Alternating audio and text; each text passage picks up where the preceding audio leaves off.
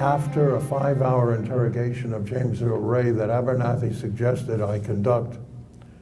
And I did, and we all came away from that room, Abernathy, Reverend Lawson, myself, my body language expert from Harvard. We all came away from that room, even Abernathy, with no question that Ray was not the shooter. No question at all. But we didn't know what role he might have played, and so I started going into Memphis on a regular basis to try to find answers to questions and issues that he had raised. And he kept asking me, I would come back and I would meet with him. He kept asking me to represent him because Mark Lane had pretty much dropped out of the picture around 1982. And I refused. I said, I can't represent you until I'm sure you had no knowing role in the assassination.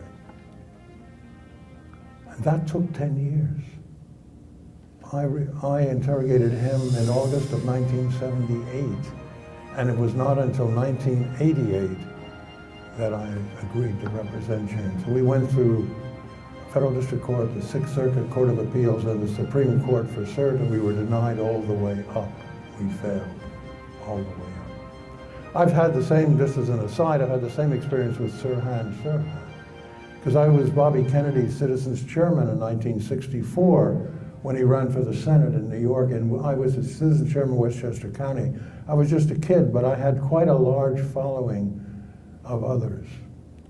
And so Bobby asked me to handle his campaign in that Republican county, and I did.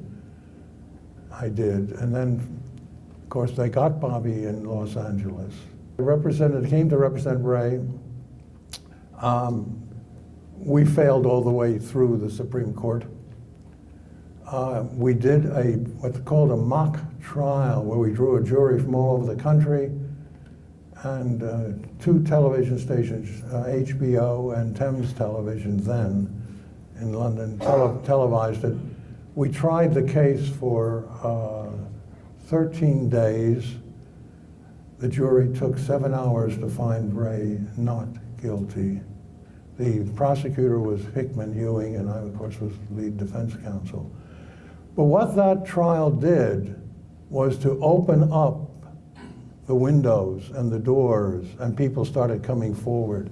And so we started getting new evidence. And in 1995, I wrote the first book on the case called Orders to Kill. And that was the result of witnesses who came forward with evidence we never had before. We learned the shot came from the bushes, not from an empty bathroom window. We learned that somebody came down over the wall after the shot, that somebody ran the other way with size 13 shoes in a plaster of Paris cast that we made. So we began to open up the case more and more. And Ray died in prison in 1988. And the King family and I met at length about where to go, what to do after that. And it was decided that we would have a civil trial. So I represented the King family, and we sued Lloyd Jowers and other conspirators and participants in the assassination. That trial went for 30 days, over 70 witnesses.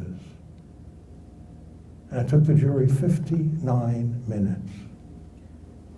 59 minutes to find that agents of the government of the United States, state of Tennessee, city of Memphis, bore the accountability for the civil liability and accountability for the assassination of Martin Luther King Jr.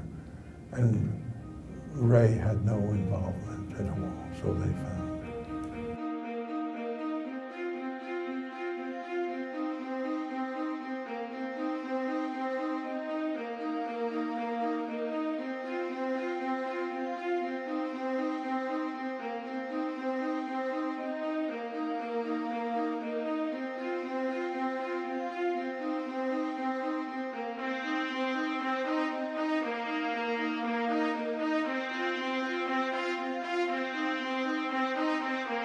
you.